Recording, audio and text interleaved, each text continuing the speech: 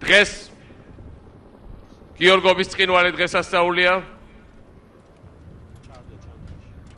გილოცავთ ყველას ამ დღესასწაულს და მე მინდა ვთქვა, რომ თუ რამე ფარველობს ჩვენ ქვეყანას, თუ რაიმე ძალა ფარველობს ჩვენს პოლიციას, ეს პირველ რიგში არის წმინდა გიორგი, რომელიც განასახიერებს სიკეთის ძოლას ბოროტებასთან, სიკეთის შეუპოვრობას ბოროტებასთან.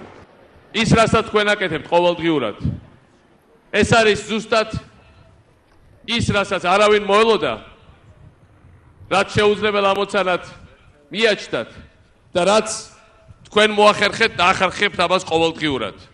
თქვენი მოღვაწეობა არის ყოველდღიური გამარჯვება წარსულის და ბნელეთის ბოროტ ძალებზე. ამიტომ ვარდების რევოლუცია ეს არ არის ერთი პოლიტიკური ძალის მოყვანა მეორე პოლიტიკური ძალის გასანეიტრალებლად ან ჩასანაცვლებად.